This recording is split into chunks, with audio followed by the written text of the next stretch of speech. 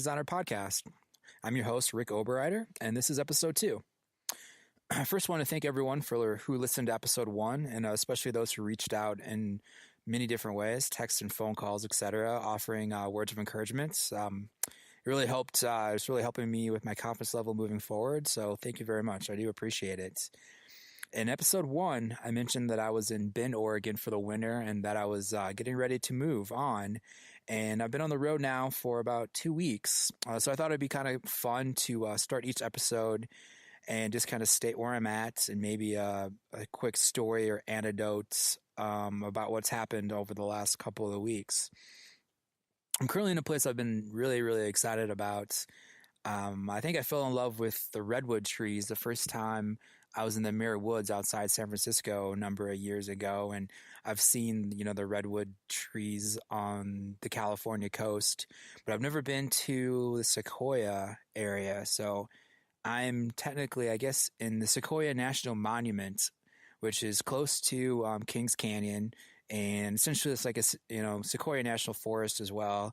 So I wanted to come to the national forest first rather than the natural park or the national park because I could do more hiking with my dog. So the one thing about Sequoia that I'm going to go to probably in the next couple of days, but you can't really do much of anything with an animal. So there's a bunch of groves around here that I'm actually going to be hiking to tomorrow. So it's I'm pretty excited for that. Like I said, there's just something about redwoods and sequoia trees, that just makes me happy and gives me this, this sense of peace, and what's really awesome is I'm sitting here at my campsite outdoors, with little sequoia tree, little miniature, young sequoia trees all around me. I'm sipping on a cocktail, and actually I think I have an audience as there's like a little family of deer who's been scampering back and forth right next to me, and I think I'm actually in this campsite all alone. So that's kind of fun. But I often think of the sequoia and the redwood trees as these giant trees that are towering out of the earth and into the sky, and they're so old, and they not only watch over us, but I almost feel like they're recording history. So I feel like well after I'm gone and well after the internet's gone, I like to think that the trees are recording this, and this podcast will forever live amongst the trees. So all right, so down to business. When I was thinking about what to talk about in episode 2, I thought it might be kind of cool and fun to do something a little laid back, and since we're getting close to summer and everything's turning nice, we're getting into travel season, I thought I would just talk about some of the favorite places that I've been to over the last couple of years, and throw in some adventure ideas and some tips and such. It was really hard narrowing it down to 4 or 5 places that I'll have time to talk about, but I was doing my best to try to pick some spots that maybe not everybody has heard of or have been to, that could offer some ideas for people. So let's get started. I thought the best first place to start is a place that's actually not too far from where I'm at now. I'm a very visual person, and I love maps. I like to look at maps, and that's coming to national parks, I love it because they give you the map, and I'll pull it out and stare at it forever. But if you're someone who's a visual person like myself and want to grab your phone and grab Google Maps, I'll kind of give some landmarks so you can kind of follow along and take some notes and such. But so the first place is from the Sequoia National Forest, is up and over the Sierra Mountains to the east side and just a little bit south. And if you want to put in the town of Lone Pine, California, that would be the closest town to the Alabama Hills. The Alabama Hills are this beautiful high desert area of these amazing rock formations, and you can go in. It's BLM land, so you can camp for up to I think 2 weeks for free, and you drive in and just find a little nook, and you can camp out, and it is just amazing. So you've got these rock formations and little trails all over, and then the Sierra Mountains comes is kind of your backdrop, and it's quite breathtaking to see. And people are there and they're hiking and camping and bouldering and climbing, and they've got bikes and motorcycles and four wheelers and all kinds of stuff. If you're a movie lover or a lover of old westerns, they said there's been like hundreds of things filmed there. A couple of the movies that I remember was parts of Iron Man and then parts of Django Unchained as well, the Quentin Tarantino movie. When I was there, I went back, one time during like the middle of the week just to explore and meander, and a car commercial was being filmed when I was there, so it was kind of cool to watch. When I was there in late winter, so if I don't really exactly know what the weather would be like in the summertime. It might be a bit hot, so if it is something you want to do, I would probably maybe look into that a little bit. And if you're someone who needs to stay connected, like myself, who has to work and such, once you drive into the Alabama Hills, there is no cell service. I have Verizon. I got nothing. I even tried to use my booster, and there was nothing at all. So I'd go there and camp out, on the weekends, and during the week, I'd come back out. And there's a few campgrounds around that are close, and the one that I chose was called Tuttle Creek, and it's literally like a 7-minute drive from when you get out of the Alabama Hills, and it's $5 a night. There are bathrooms, there's drinking water, there's a dump station. It's really, and I had perfect cell service. I don't even think I used my booster at all when I was there, and I think I even streamed some movies because I was there for quite a while. And there's also a really cool hike too if you're a hiker. So if you're in the upper part of the campground and you're looking into the mountains towards Mount Whitney, which I believe is the highest peak in the lower 48, you can see this little trail that kind of goes right into the mountain. And there's a kind of a, not really a rock field, but, to get there, it's about 1.5 miles to get to that. Just when you start going up, it's just all rocks and sand, not necessarily fun, but you get through it, and then you start elevating up and you get into the trees, and we even saw a little bit of snow that my dog got to play in. And about, I don't know, 5.5 miles up is an old house that was built by a hippie couple back in the 50s or 60s that they used for a variety of things. And it's not much of it left, but you can kind of poke around, and it's kind of fun. It's hard. I found some information about the hike. It's kind of difficult, and if I remember, I will definitely put it up on the blog just so if you want to read it, because the history of it's kind of interesting too, of why they built it and what it was used for and such. But it was a nice spot, and probably a good 12-mile round trip hike when it's all said and done. So definitely a good way to spend a day. So another spot I'll mention that's kind of in the same area, when you're on 395 on the eastern part of the Sierra Mountains, if you keep driving going north towards a town called Bishop, and just south of Bishop is a place, and I'm not sure if I'm pronounced this correctly or not, the Keno Hot Springs, Keogh, and there's a resort, you can go RV camp there, which I did not do, but down from the resort is what they call the Keno Hot Springs ditches. And it's just a bunch of natural and man-made pools that can be used for free, and you just find a spot and soak. So I went there one day, and you can Google it and find exactly what mile marker you need to turn on, but it's just a series of a bunch of dirt roads. And I just parked my camper pretty quickly to a place I knew I could park and turn around, and just started to investigate. And I probably walked maybe a 1/4 mile, and I found this amazing spring, this little pool. And of course, I did not plan at all. I had no swimsuit, I had no towel, but there was like nobody there. It was a Wednesday, so I look around, didn't see anybody the entire time. So I just stripped down and got in, and it was amazing. Like I said, it was late winter. And then, so late winter in that area is like 50 degrees, like, low 50s. And I was just comfortable. Not like hot, but like to the point to where my dog actually got in and took a bit of a swim. So, not overly hot. And obviously, the farther away you get from the source, the cooler the water gets. So I think I was, on one of the farther springs, but for the time, it was perfect.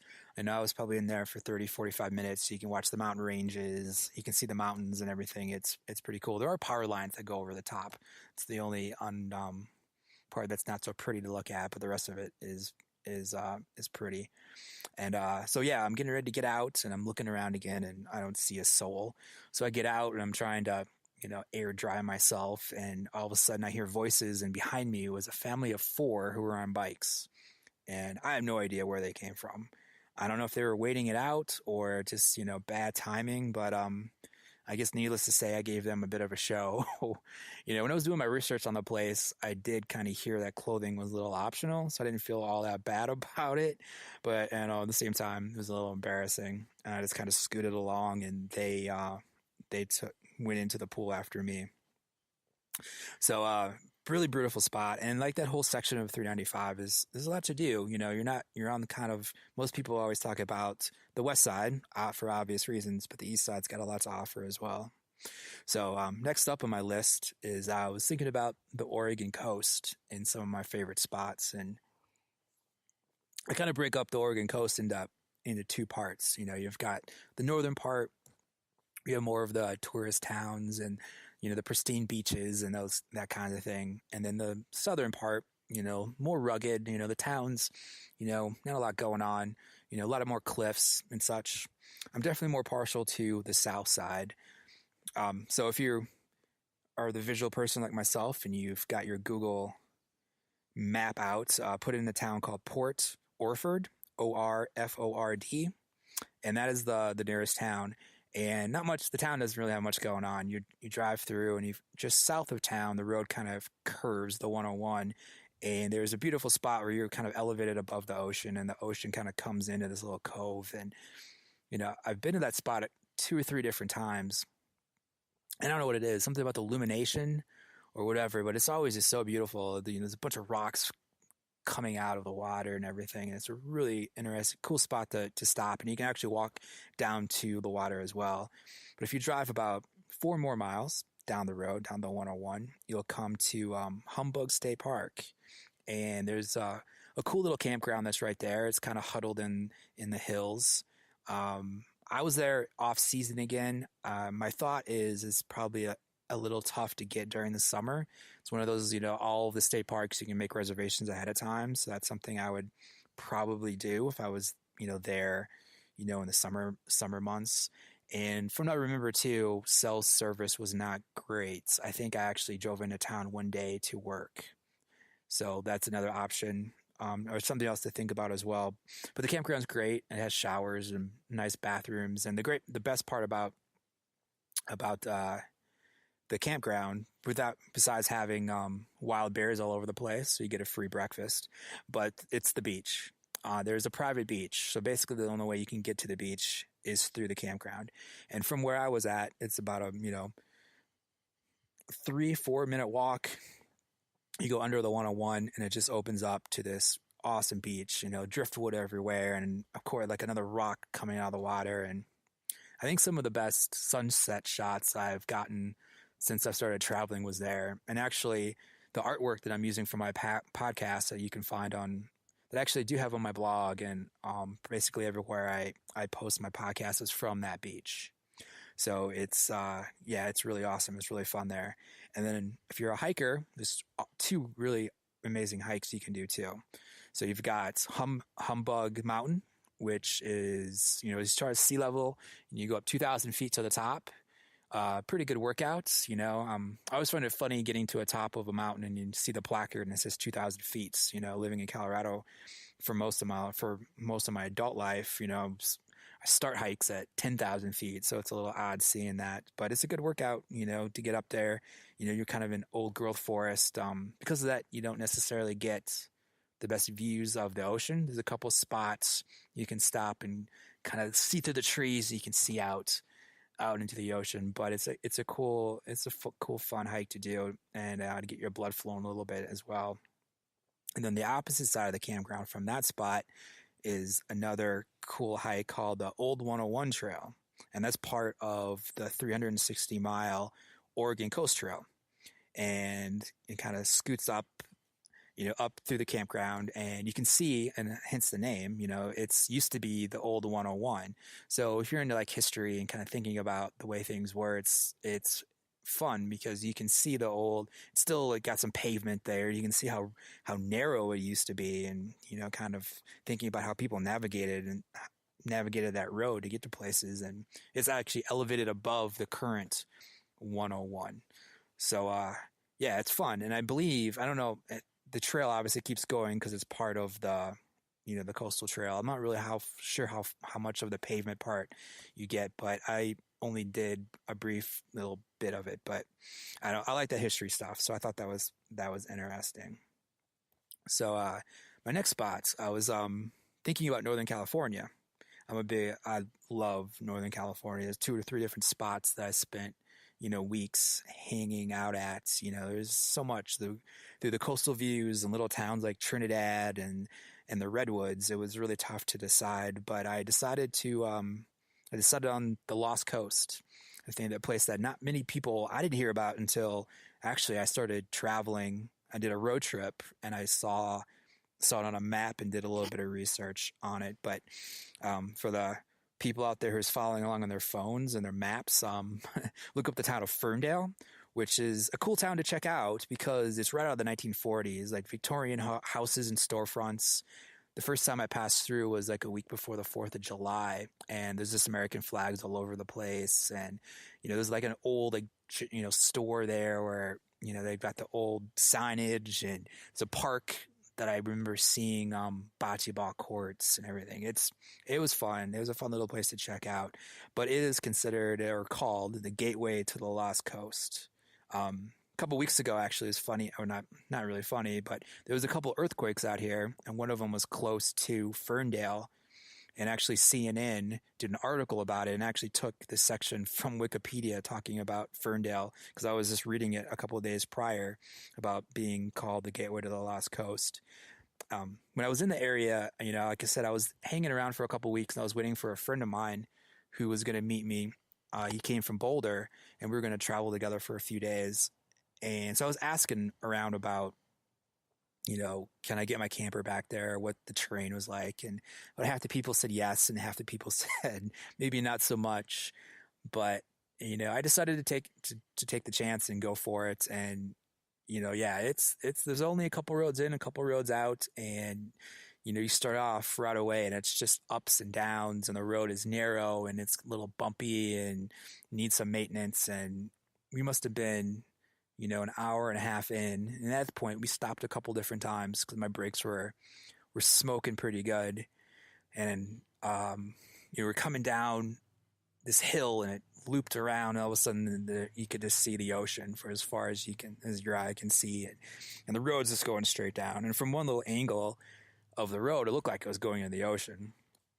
But I just remember we were going down. I was in low gear. I was standing up. And I was pressing on the brake, and I was still gaining speed, and there's a brief moment or two that I wasn't exactly sure how things were going to turn out. If it was going to be a happy story that I'm telling you right now, or perhaps possibly a story in the local newspaper. But I don't remember swearing or anything. I think I was pretty calm, but I got, the camper stayed on the road, and right after that was a little place to turn off, and I turned off, and the brakes were, on fire, they're smoking up, and I kind of told my friend that I needed to take a walk, and then kind of told him about, I wasn't sure if how things were going to turn out, but all worked out. Wasn't too bad, and we ended up not going that same way back, so it all worked out for the best that I needed to. But, once we were there, it is beautiful. We camped out at this campground called Mattole, I believe, Mattole campground, which is right on the water. It has like a big sand dune kind of in front and goes out into the beach. And there's this 26 miles of just beach and ocean, section where you can go and backpack, and people say it takes 3 or 4 days. You can backpack the entire section. We didn't do we did about 8 miles, maybe not even that. We hiked to a lighthouse, and which was really cool. Old back used back in the day. Took a bunch of photos. Saw some marine life. I think they were elephant seals, I believe. And then on the way back, my friend he grew up in Washington State and knows a lot more about the ocean and all that stuff than I do, growing up in Iowa. But on low tide, the tide was getting lower, so we climbed up on the rocks and saw some starfish and a bunch of a bunch of our life. It was cool. It was fun to learn about all that stuff. It's something that's just over my head. So it was a really fun experience. The rest of the Lost Coast I should say, is interesting. It's lots of just dense forests, a couple small towns. You'd be driving through the highway on the highways or whatever you want to call them, and you see burned out cars and lots of places with do not enter signs and you're being watched signs and all kinds of stuff like that. And I think I think they're all a bunch of pot farms out there. So I imagine back, 10, 15 years ago, it was a completely different place. I'm sure it's probably a little dangerous back there. People, protecting their marijuana and such. Now I don't think it being probably as bad as it used to be. But, we were one night, we stayed at another campground that was off the water a little bit. And we were walking just along the highway and got a couple looks from people kind of driving by, can tell that we weren't from the area and just making sure we weren't doing anything crazy and such. But yeah, after that, we just kind of stuck closer to the coastal area, and it was fine. But yeah, as we decided to drive out, we went a different way back. And the road actually wasn't as bad this other direction, but the cool part was it kind of, it comes out into the Humboldt Redwoods, another redwood area. So all of a sudden there's just groves of redwoods all over the place, and we ended up camping out there for 3 or 4 days. So it's a good, prize for, feeling like you're in the middle of nowhere, for a few days, and then come out and get to hang out in the redwood trees for a while. And I mean, that area is so awesome too, because then from there, you're in the redwoods, which is amazing. And then you drive a little bit farther south on the 101, and it gets you to the one, which is an amazing coastal drive that takes you all the way into San Francisco, which is probably one of the, better drives I've done. There might be a couple in there too, Big Sur and such that compete, but it's a great drive, and that's relatively close to that whole little section. So I think I've got time to talk about one more little spot. So let's try to get away from the Pacific Northwest a little bit. And, excuse me. And we're going to talk about the Sawtooth Mountain Range in Idaho. One of my favorite places, might put it number 3 total, maybe 3 or 4. It's a place I stumbled upon on a road trip about 5 years ago, and I've been in love ever since. There's a couple different a few different ways you can get up there. I've done it 2 different directions. There's one, if you're in Boise, you can take the Ponderosa Pine Scenic Byway up to Stanley. So Stanley, Idaho is the town to put in. Population 63, big metropolis there. I think there is a pizza place, small little store, and maybe a hotel, if I remember correctly. But anyway, you take that highway, and it's 123 miles. Because I do remember coming down that section thinking like, oh yeah, that's not too bad. But it'll take you a good 3 hours. It's another one of those windy up and down roads. Beautiful. You get some amazing scenery, but definitely take your time. And then there's another way I've gone as well, and that's through Sun Valley. So that'd be farther. That'd be taken around the corner near like International Falls. You'd be coming in on the different side through. I think I did that when I came through the Tetons one time. But anyway, so that one's a little more. I feel like a little more drawn out too.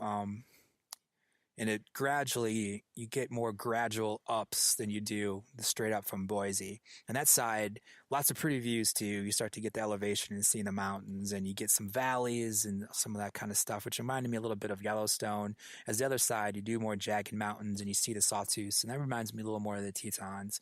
Not sure if it's exactly a fair comparison, but I always thought the Sawtooth mountain range and that whole area in general kind of encompassed a little bit of both of those places. So it's just an enormously pretty place, and it takes a little bit of work to get there. So it seems like there's less people. I've been there twice, and both times have been off season, so I don't know what it's like, necessarily in the middle of the summertime. But when I was there, there are plenty of campsites. There's little nooks to camp for free all over the place as well. I've done both. I stayed in a campground that was right on the lake, and then I also stayed in an area that was free. Had like a bathroom, like not too far away from where I was. I think I had to drive, but it was free camping, so it was good. There is a big lake that's kind of right off the highway called Redfish Lake, which is hugely popular. I think that's the place most people gravitate towards. There's a lodge, cabins, rooms, there's a restaurant and a bar. So you'll find people on their boating and doing all the water activities.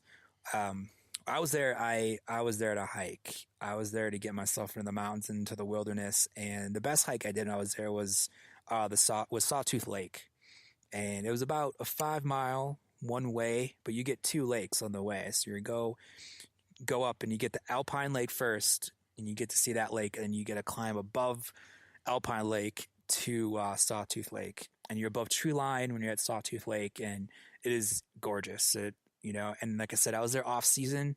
I think after the first 2 miles, I didn't see a soul the rest of the time. I was completely by myself. So it was one of those places, I would love to do that hike again, and quite possibly maybe this summer. We will see. But I think that's all the time excuse me, all the time that I have for this episode. So I would like, if all my episodes can be found on my site, travelingdesigner.co. So if you have any comments about this episode or something that you want to maybe hear in the future, please let me know. And I'd love to get critiqued as well. It's always good. You can also find my podcast on iTunes, Stitcher, Google Play, iHeartRadio, and I actually started a YouTube channel as well. So all the episodes will be there, and I'll also include some other short videos of my travels and other things I'm compelled to share as well. And excuse me. The best way to always figure out where I'm at is probably either on my website. I do my best to try to update where I'm at, but also Instagram. I post pretty often there as well. So, like I said in the last episode, I always like to end with a quote, something I'm a big fan of quotes. So I found one here, and it is, "If all difficulties were known at the outset of a long journey, most of us would never start out at all." And that's from Dan Rather, which is a very good quote and very true. And if you are on Twitter, I highly suggest finding Dan Rather's Twitter feed. He's got some good stuff and some good articles. So I think that's all the time we've got. And I want to thank everybody for listening to episode 2. I really appreciate it. And happy exploring to everyone. Bye-bye.